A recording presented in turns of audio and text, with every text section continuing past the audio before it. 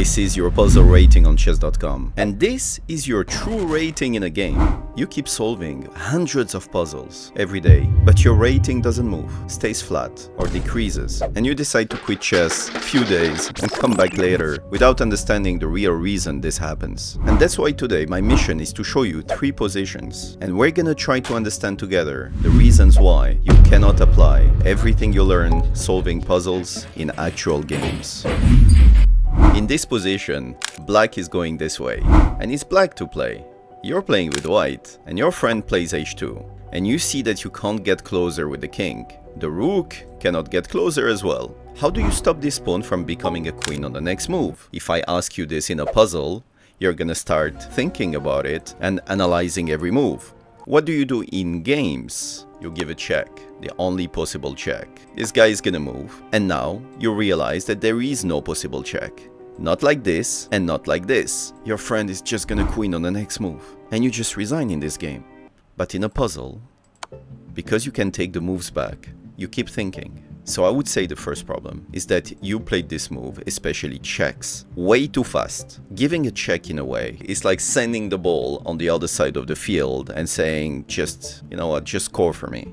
Giving checks is not always the best solution in chess. Of course you have to screen for checks, but not like this. Here, my friend, you are not losing with white, even though he's gonna queen on the next move, and this check doesn't work. But you have to know a trick. Let me first show you here what happens in your game. You see 2 queens like this facing each other. You think about 2 things, exchanging or giving a check, most of the time. So you just do it. He takes back. Now you take a pawn. And my friend, this is just a draw because you can't checkmate with a knight or a bishop. Instead, in this position, you missed a very easy win that we call the deflection or the decoy. The king is the only protector of this queen. So if this king wasn't here, well, we would be able to take the queen. So what do? We deflect the king by taking with check. The king cannot come here, he's forced to take, and now you win the queen and the game. So now let's go back to this example. After your friend plays this move and he wants to queen on the next move, how are you gonna deflect? And the problem in chess is that you're learning a pattern. You have to create the situation. The pattern doesn't just happen. You have to think 1 move ahead and think, if I do this, then there would be a possible deflection. In the previous example, the deflection was super easy. What is the biggest problem that black has? This bishop, controlling this square and this one, which means the king cannot come closer. We need to deflect this bishop. I give you 5 seconds to try to find it.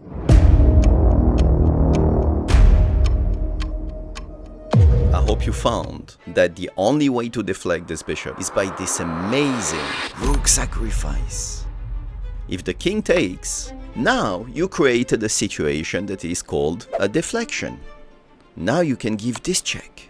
The king moves, and you take the bishop. And you're telling me, yeah, that's dumb because he could take. But now you deflected the bishop to go to this square, which means all you have to do is come with the king, and this pawn is yours next. This game was played by an ex-world champion called Lasker. And here, my friend, this example is exactly what could happen in your game. Imagine that you're playing with the black pieces here, and your opponent plays this.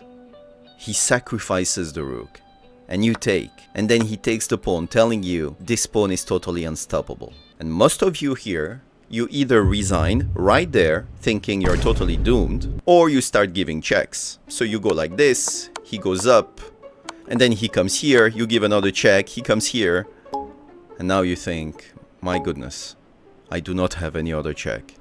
And he's gonna queen on the next move, so I resign. Or you're just totally fuming and your ego sets in and you decide to play another 50 moves here just to annoy your opponent. But here, black is not losing this game. And in games, you just think, okay, I don't have a check, and you stop analyzing. In a puzzle, you know that there is something. And if I'm telling you, Chesscape is telling you there is something here, there is a chance that you already found it.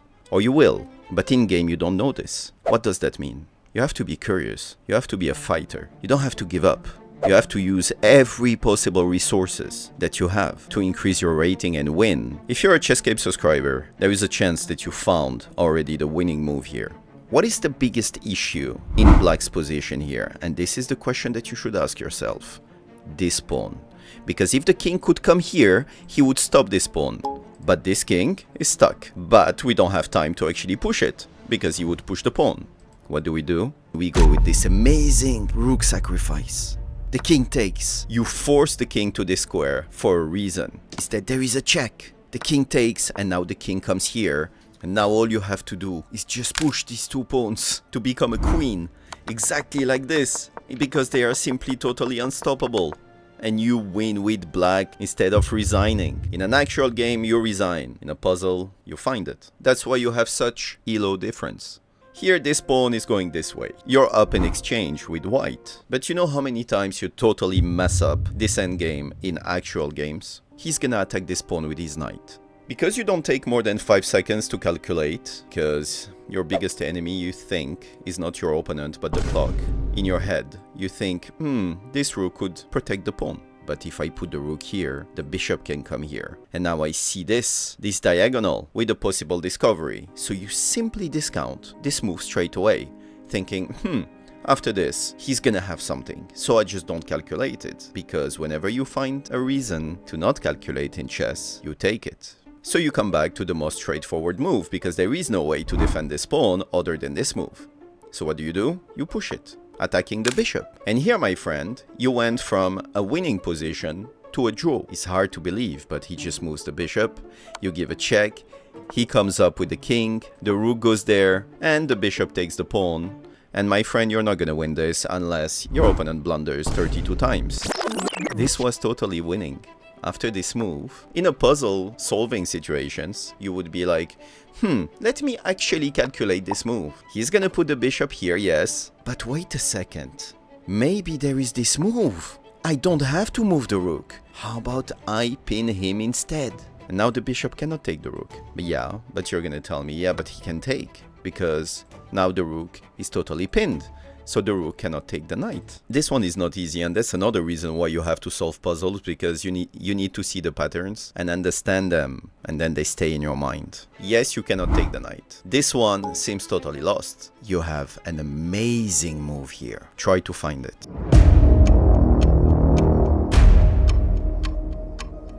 I hope you found this crazy king move. Your mind plays tricks on you, or maybe I play tricks on you. But this bishop, we tend to forget that he's pinned. So the only thing you had to do is unpin yourself with the king, and if he takes the bishop, all you have to do is take the knight, check, and then get the bishop.